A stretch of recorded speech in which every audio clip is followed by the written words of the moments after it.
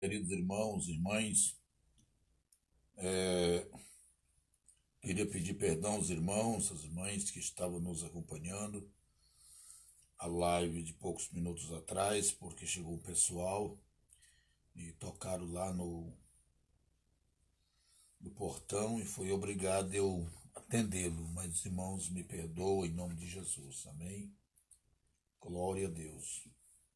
Então nós vamos fazermos a leitura. Eu vou fazer agora no último versículo, porque para não tomar muito tempo, né? Romanos capítulo 7, versículo 24, que diz assim: Miserável homem que eu sou, quem me livrará do corpo desta morte? É. Então eu fico observando Paulo com toda a sua sabedoria, biblicamente, teologicamente, escrevendo para os romanos uma palavra como esta, despertando ali os romanos de que eles eram um povo muito religioso, muito tradicional, quase em todos os aspectos sociais, eles eram muito cuidadosos, mas se cuidavam mal, zelavam mal, né?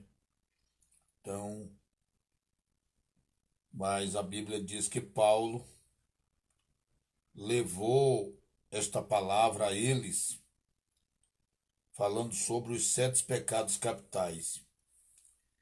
E a gente vê esses 7 pecados capitais lá em Gálatas, no capítulo de número 5, versículo 19 por diante até o 21, ou até o 20, melhor dizendo. Lá você vai ver os 7 pecados capitais.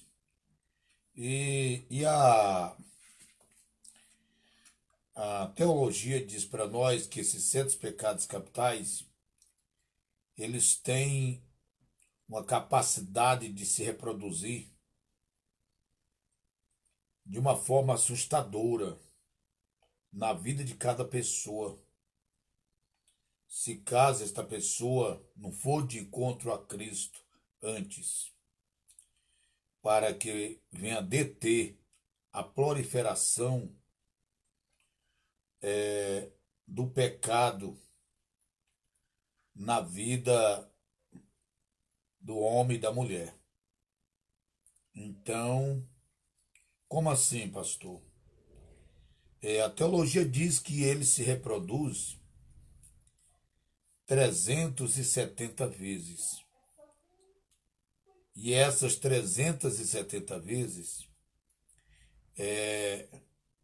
estão embasadas na Bíblia Sagrada.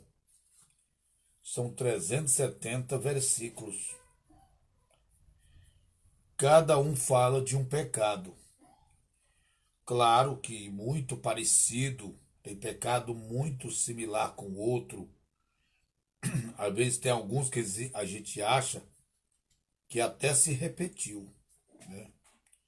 Tá até repetindo, mas é de forma totalmente diferente. Por quê? Porque isso envolve, igreja, as dispensações.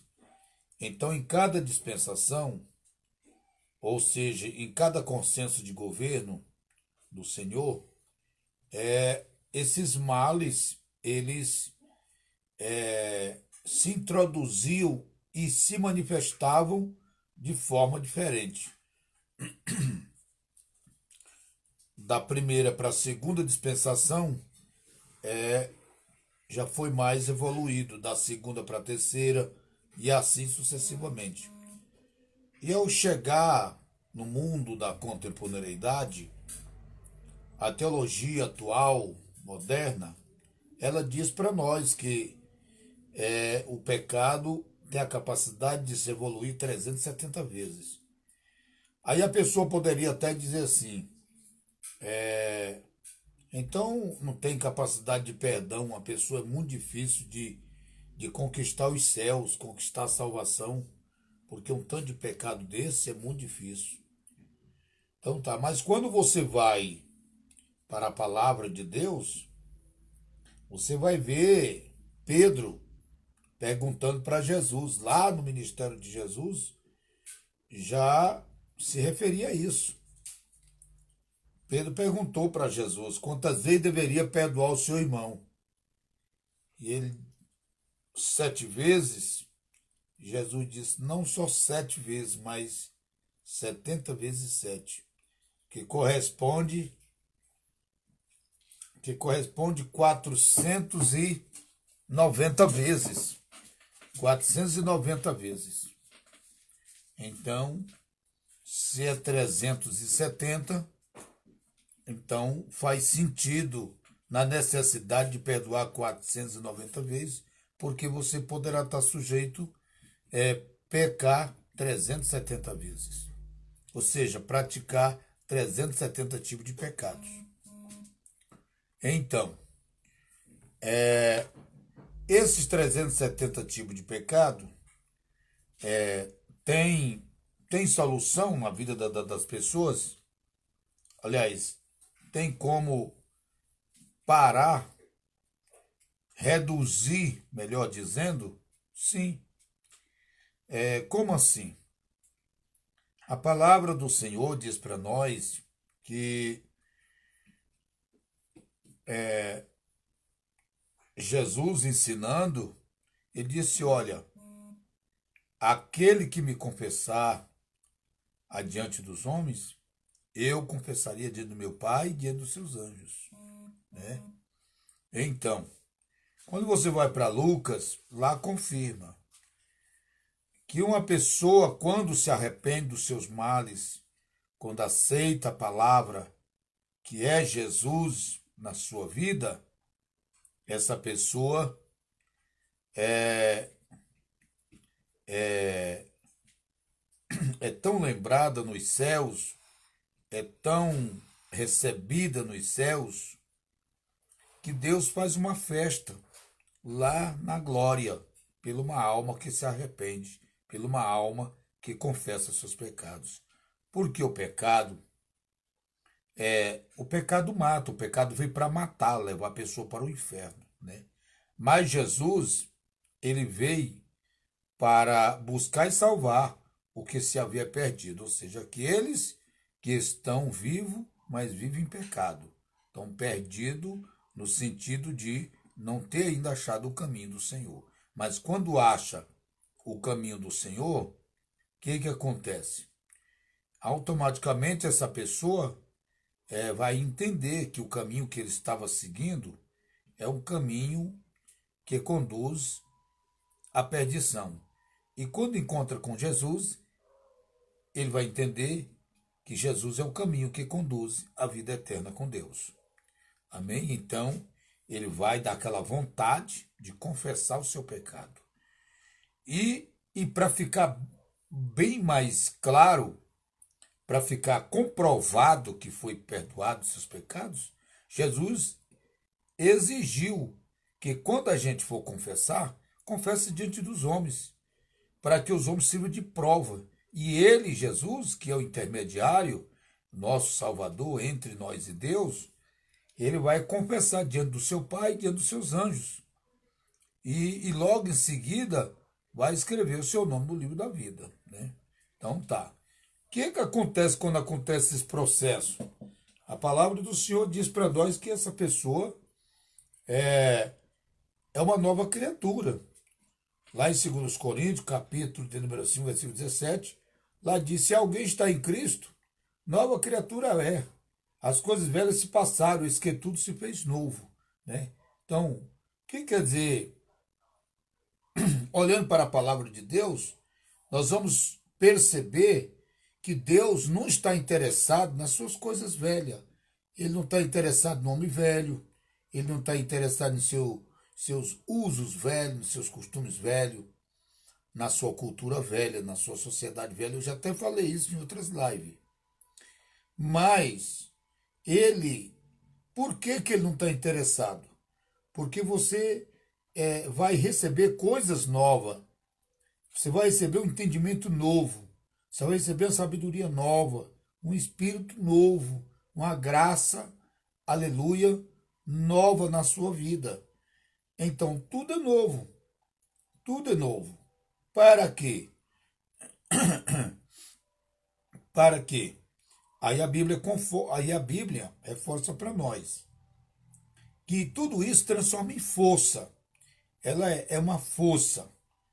Todo esse vigor espiritual que você vai receber depois que você aceita Jesus como Salvador, todo esse vigor que você recebe da parte do Senhor, né, ela transforma em força, transforma em ânimo, em vigor. Lá Isaías escreveu dizendo que, lá no 40:31, ele diz que nós que espera no Senhor, é nós é como a águia, voa, não se cansa, caminha e não se fadiga, né? Então, o que quer dizer com isso? Porque isso revela para nós a força do Espírito. O Espírito não se cansa, o Espírito não se fadiga. Quanto mais ele convive com você, mais alegria ele traz para você. Quanto mais o Espírito convive com você, mais satisfação espiritual você tem, mais visão, mais revelação, mais entendimento, mais humildade, mais simplicidade. Aleluia. Por quê? Porque na proporção que ele vai vivendo com você, ele vai te lembrando de tudo que Jesus ensinou lá na sua igreja apostólica. Glórias a Deus. Ele, lá nos discípulos específicos, que foi ele que escolheu, o próprio Jesus que escolheu, né? O Espírito Santo tem a incumbência de nos consolar e de lembrar nós tudo que Jesus nos ensinou através da sua palavra, para que nós não venhamos colocar isso no esquecimento e voltar para as antigas origens. Amém? Glória a Deus. Então, irmãos, a palavra ela é viva e eficaz. É por isso que Satanás ele tenta interromper de alguma forma, Seja bem-vindo, irmãos. Jesus vos ama, paz do Senhor Jesus, glória a Deus. Então, Satanás, ele tenta interromper a sua atenção, a sua audição, às vezes até a forma de você falar, a forma de você viver, para fazer você lembrar das suas antigas origens, do que você fazia anterior. O que é isso? O que é isso? Satanás tentando você voltar, você abrir as portas para ele, para que ele venha voltar para ti, para você. Mas não faça isso. Por quê? A palavra mostra para nós, ela revela para nós que nós só somos salvos se nós permanecer até o fim. O permanecer, ele tem dois tempos, aliás, tem duas propostas. A primeira proposta, se você permanecer firme ao Senhor até ele te colher, através da morte, você é salvo. A segunda, se você permanecer na proposta do Senhor, na palavra do Senhor, até o arrebatamento da igreja, você também é salvo. Amém? Porém, por que Satanás ele investe em fazer você voltar às antigas origens? Por quê? Porque ele veio para matar, roubar e destruir. Essa é a missão dele, né? Então, ele não tem prazer na sua salvação, ele não tem prazer na sua crença, ele não tem prazer na sua fé, ele não tem prazer em ver você seguindo Jesus. Ele tem inveja de você, de tudo que você é, do que você tem, do que você ama e do que você é. Glória a Deus. Então, não se preocupe. Continue vivendo uma vida de fé. Glórias a Deus. Então, já que nós estamos falando em pecado, né? Já que nós estamos citando essa questão de pecado, então é o seguinte: os pecados capitais, eles são 7, né? São 7. Primeiro, gula. Segundo, ira. Terceiro, avareza. Quarto, preguiça. Quinto, inveja. Sexto, soberba. E sétimo, luxúria. Luxúria ou luxúria. Então, queridos, então Satanás, ele sabe que você já usou essas coisas. Ele sabe que às vezes você já usou algum desses pecados. Você viveu isso. Mas ao aceitar Jesus, você abandonou isso. Isso era denominado como obras da carne.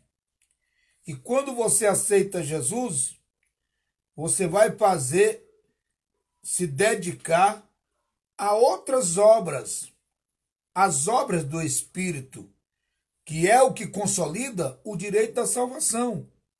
E as obras da carne é o que consolida o direito da condenação. Né? Então, como assim, pastor? Quando nós olhamos para Provérbio 8:36, lá a palavra do Senhor deixa bem claro através de Salomão.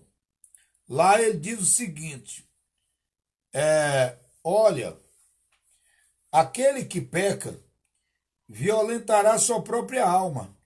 Aquele que me aborrece ama a morte. Né? Então tá. Irmã Claudilene, seu esposo, sejam bem-vindos. Jesus vos ama. Glória a Deus. E eu também vos amo. A todos que estão nos seguindo. Glória a Deus. Então, amados, nós temos que termos o cuidado de zelar pela nossa salvação. Porque se nós não zelarmos pela nossa salvação, é como se nós estivéssemos trabalhando em vão. Como se nós estivéssemos trabalhando em vão. Por quê? Tem muitas pessoas que Satanás tem uma maior facilidade de parar ele, de conversar com ele na mente dele, no coração dele, né? E fazê-lo voltar às velhas coisas que ele praticava antes.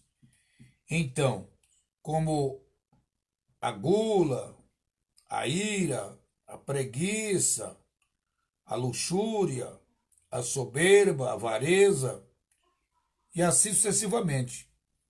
Só que, quando você tem uma fé firmada, fundamentada, quando você tem uma fé fundamentada na rocha, que é Jesus Cristo, o que acontece na sua vida cotidiana? Nada lhe interessa deste mundo para você. Nada lhe interessa, porque você já tem experiência. você não é louco, você já tem experiência do mundo. O mundo vos odeia, ele não ama você, ele não gosta de você, porque você não gosta dos seus frutos, você não ama seus frutos. Hã? Então, quem está no mundo, quem vive a vontade do mundo, odeia o Senhor. E quem odeia o Senhor ama a morte. Vejamos alguma coisa interessante que diz o seguinte: porque eu sei que em mim, isto é, na minha carne, não habita bem algum, não habita bem algum. E com efeito, o querer está em mim, mas não consigo realizar o bem, porque não faço o bem que quero, mas o mal que não quero, esse faço. Ora, eu faço o que não quero, já o não faço eu, mas o pecado que habita em mim. Acho então esta lei em mim, que quando quero fazer o bem, o mal está comigo. Porque segundo o homem interior, tenho prazer na lei de Deus, mas vejo nos seus membros outra lei, que é, que quando quero fazer o bem, o mal está comigo. Porque segundo o homem interior, tenho prazer na lei de Deus, mas vejo os meus membros outra lei, que batalha contra a lei do meu entendimento, e me prende debaixo da lei do pecado, que está nos meus membros. Miserável homem que eu sou, quem me livrará do corpo desta morte? Né? Então tá. O que me livrará? O que é que me livra do pecado, da soberba desta vida? Chama o temor do Senhor. Consiste em aborrecer o mal, a soberba, a arrogância, o mau caminho e a boca perversa. Eu os aborreço. Provérbio 8:13, né? Então, porque a soberba ela é irmã da vaidade. E Deus ele não ama a vaidade. Deus ele não ama a soberba. Então, isso são coisas lá do velho homem, do antigo homem, da antiga mulher. E pode ter o poder de interferir quando você dá oportunidade. Mas quando você não dá oportunidade, às vezes você até sofre, padece. Às vezes você é batido de um lado, batido do outro, para você voltar às antigas origens sociais. Mas o que acontece? A Bíblia diz para nós que a pessoa que abandona o mundo e abraça tudo de Deus, ele valoriza Deus, ele ama a Deus, ele é um filho de Deus, ele foi chamado por Deus, escrito o seu nome lá no céu, você é conhecido, aleluia, você só tem que ser abençoado pelo Senhor. Então, bem, veja, preste bem atenção. A vaidade consiste em uma estima exagerada de si mesmo, uma afirmação esnobe da própria identidade. É um dos 7 pecados capitais, sendo o mesmo pecado associado a orgulho excessivo e arrogância. A vaidade é mais utilizada hoje para a estética visual e a aparência da própria pessoa. A imagem de uma pessoa vaidosa estará geralmente em frente a um espelho.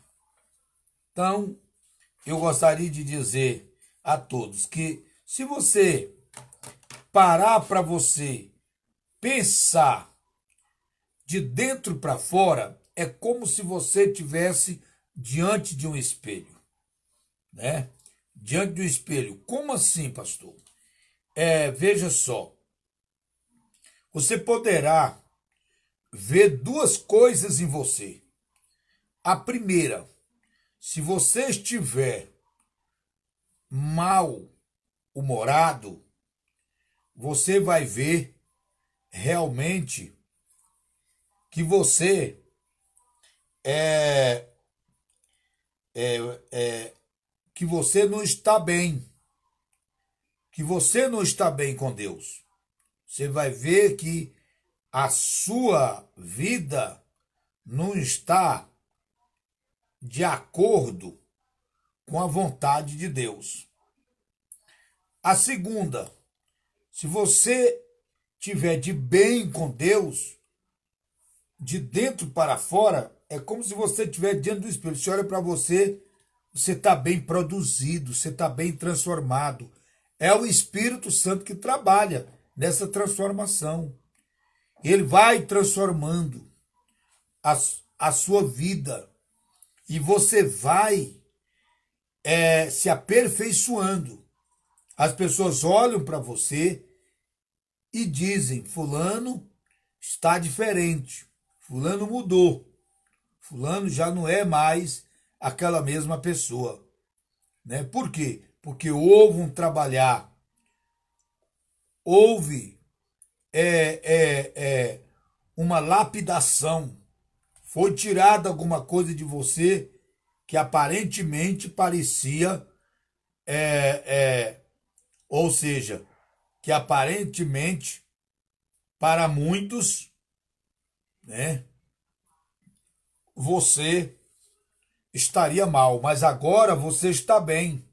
A pessoa olha para você, você está, seu rosto está produzido, a sua alma está produzida. Por quê? Porque desapareceu todo o lixo que tinha dentro de você foi queimado, perdoado, entregue ao mar do esquecimento. Amém? Glorificado seja o nome do Senhor. Vamos ver um exemplo? Vamos olhar aqui um exemplo. Lúcifer também foi o nome dado ao anjo caído da ordem dos querubins, como descrito no texto bíblico do livro de Ezequiel, no capítulo 28, no dia de hoje, numa nova interpretação da palavra. O chama de diabo, caluniador, acusador, ou Satã, cuja origem é o hebraico Satan, que significa simplesmente adversário, né? Então tá. Quando você olha para esse ponto, a Bíblia diz para nós que Lúcifer, o anjo querubim que Deus criou, né? E lhe elegeu como chefe dos anjos, e como guardador das suas leis, como o anjo único que tinha acesso a Deus, a falar com Deus. A Bíblia diz que ele foi tão bem feito, que a sua produção foi tão bem feita, que ele brilhava, ele habitava entre as pedras fogueadas, ele tinha uma sabedoria extraordinária, enquanto estava de bem com Deus. Pois bem, a palavra diz que o outro lado, que nos mostra isso bem claro, que deixa nós bem entendidos sobre isso, é que quando ele desejou a sentar na cadeira de Deus, ocupar o lugar de Deus, né? Ele se programou. Ele foi o autor do pecado, o criador do pecado, ele criou algo dentro dele, que isto trouxe para ele uma perturbação, trouxe para ele um desejo tão terrível de de ocupar o lugar de Deus, de tomar a glória de Deus, que ele chegou a dizer: subirei acima das mais altas nuvens, serei semelhante ao Altíssimo. Esta palavra, ela quer dizer para nós que ele estava dizendo que se ele sentasse na cadeira de Deus para governar o mundo, ele seria muito mais competente do que Deus, muito mais competente. Isso é pecado? É. Isso é pecado da soberba. Querer ocupar o lugar de Deus, querer ser igual a Deus, querer ser igual a alguém, isso é a soberba desta vida. Então, o que aconteceu? Quando ele ia na presença de Deus, pedir para Deus, que ele já estava decidido, conversar com Deus, ele dizia para Deus: Pai, chamava Deus de Pai, faz eu conhecer o segredo das trevas como eu conheci o segredo da luz. Tudo aqui eu conheço, Deus. Você não tem mais nada que me admirar. É assim que Satanás trabalha na mente das pessoas para reproduzir um grande inimigo de Deus. Você nunca deixe Satanás produzir em você um inimigo de Deus. Nunca deixe ele produzir nada em você. Quando você começar a pensar dessa forma do seu pastor, o pastor está velho, o pastor está enjoado, o pastor não tem mais nada para ensinar, acorde. Acorde que Satanás está trabalhando na sua mente. Porque quando a gente começa a pensar dessa forma, que o nosso pastor não é mais capaz de nos ensinar, não é capaz mais de nos instruir, o diabo está trabalhando em nós para fazer de nós um inimigo do nosso pastor, um inimigo da nossa igreja, inimigo de Deus, inimigo da palavra de Deus, inimigo até de todos aqueles que amam e adoram a Deus. Entendeu? Então tem que ter muito cuidado com isso, porque Satanás se tornou inimigo de Deus, inimigo da palavra de Deus, inimigo de todos aqueles que amam e adoram a Deus. Então, ele se reproduziu de um homem mau.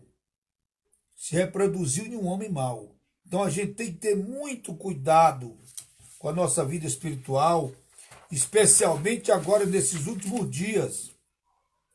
Veja só, o que a palavra vai confirmar para nós diante do texto que eu estou pregando.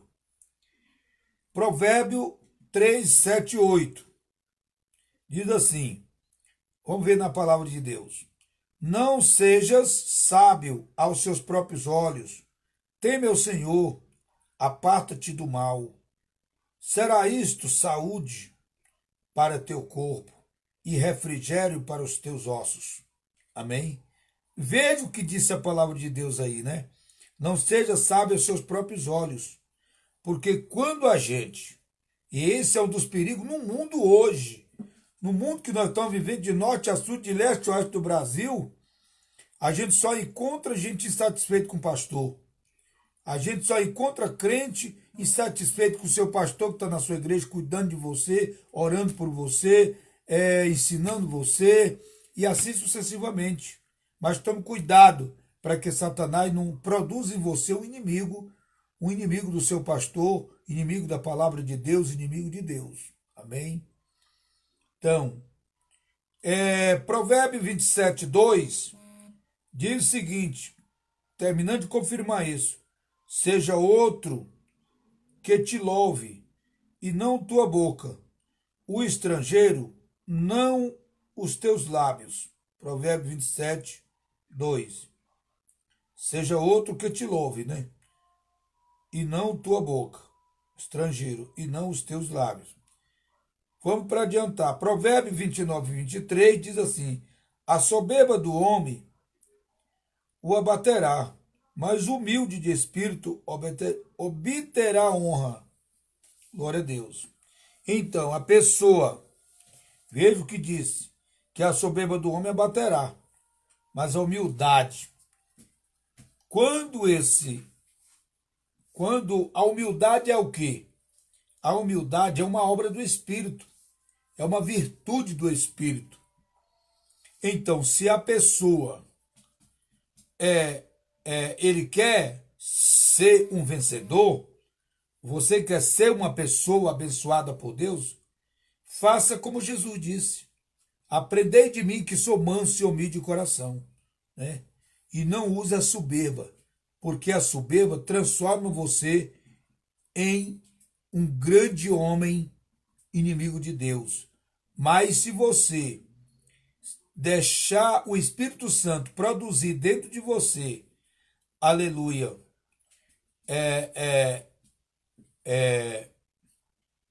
um grande amigo de Deus, automaticamente você está se produzindo contra o mundo, contra o pecado, contra Satanás, contra toda sorte de males.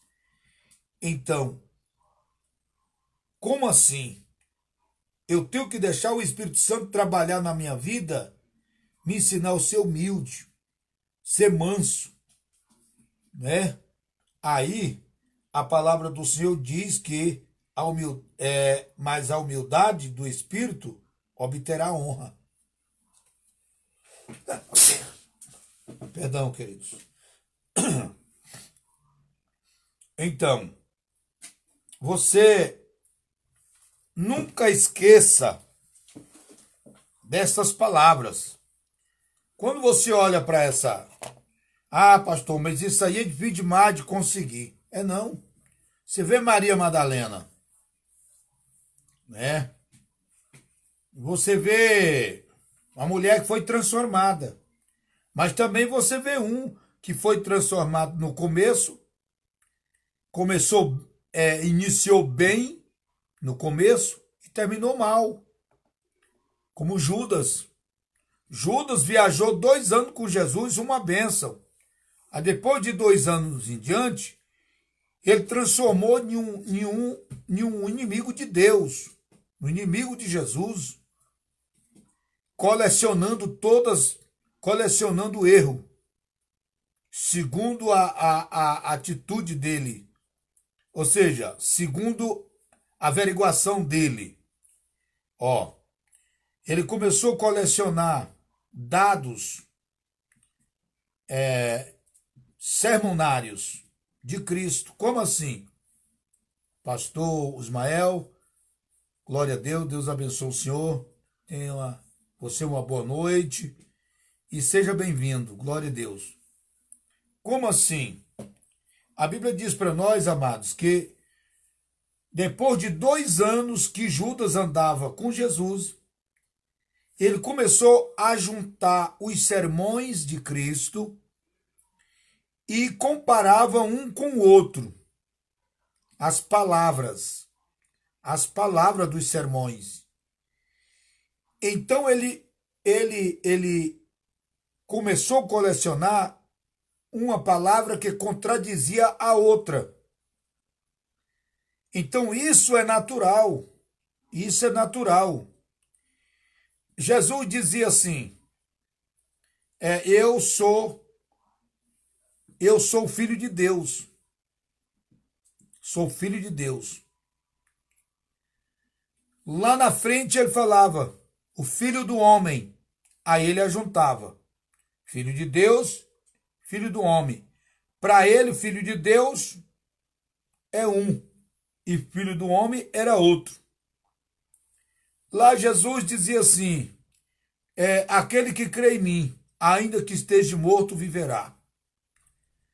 Quando lá em outro sermão, Jesus falava assim, mas o filho do homem vai ser entregue e vai morrer. Uai, mas ele falou ainda agora que se alguém crê nele, ainda que esteja morto, viverá. Agora já está dizendo que ele vai morrer. Então, diz a história que Judas saiu, começou a colecionar 1 ano e meio. 1 ano e meio, o diabo foi trabalhando na vida de Judas, produzindo um homem inimigo de Deus, inimigo da palavra de Deus, inimigo de Jesus. Então, tome muito cuidado, porque eu conheço muitos crentes que fizeram isso. Hoje não são mais seguidores de Cristo. Começaram bem e terminaram mal. Por quê, amados? Porque voltaram às suas origens, voltaram ao velho sepulcro, voltaram às velhas práticas, aos velhos vômitos. Então, o que acontece? Qual o segredo de tudo isso?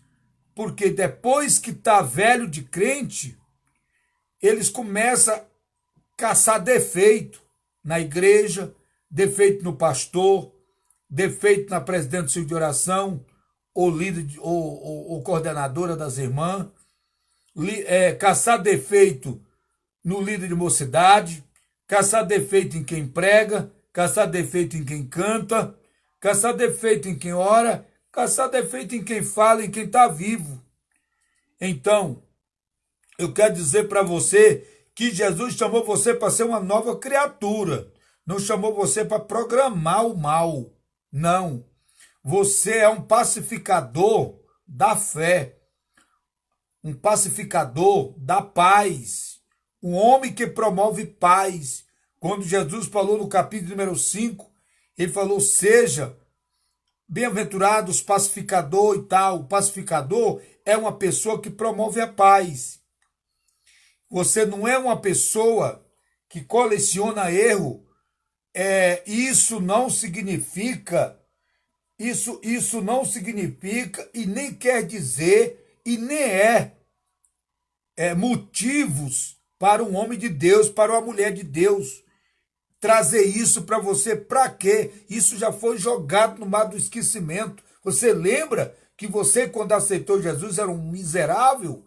Você lembra que quando você aceitou Jesus, você não tinha um mínimo valor diante da sociedade, mesmo a sociedade caída? Você lembra que você vivia no lixo? Você lembra que você vivia no leito dos hospitais? Você lembra que você vivia na cadeia? Você lembra que você era condenado? Você lembra? Mas talvez você não lembra, mas lembre que Jesus curou a sua doença. Lembre que Jesus rasgou seu processo. Lembra que Jesus perdoou seus pecados. Lembra que Jesus escreveu seu nome no livro da vida. Aí agora você está se transformando, voltando a se transformar em um velho Judas? Meu amado, minha amada, o pecado existe. Mas nem mesmo o pecado, ele não obriga você a pecar. Você tem o seu direito de ir, de vir e de permanecer livre. Embora você pague um preço mais alto, mas saiba de uma coisa, Jesus te ama. Embora você pague um preço mais alto, mas ele perdoa seus pecados. Você não tem pecado. Você é um pecador, mas você não tem pecado. Então tá. Às vezes você poderia dizer, pastor, você está contradizendo, porque aqui diz que não tem pecado. Pois é, mas pecado mortais, pecado de condenação. Porque quando a pessoa peca e ele reconhece que pecou, está dizendo que ele automaticamente reconhece que tem um Salvador. Glórias a Deus. Então, queridos irmãos e irmãs, a verdade é essa. Não deixe Satanás trabalhar na sua vida para reproduzir em você um inimigo de Deus. Não faça isso. Pastor, eu gostaria que o senhor me explicasse mais claro por que o senhor está falando isso, eu não estou entendendo, tá? Eu falei no início que os 7 pecados capitais, eles têm a capacidade de se reproduzir 370 vezes. 370 vezes. O que quer dizer com isso, pastor? Quer dizer o seguinte: quem não fuma, mente. Quem não mente, rouba. Quem não rouba, prostitui. Quem não prostitui, fala mal da vida dos outros. E tudo isso é muito fácil de ser eliminado. Botou Cristo dentro de você, você não interessa mais em nada disso.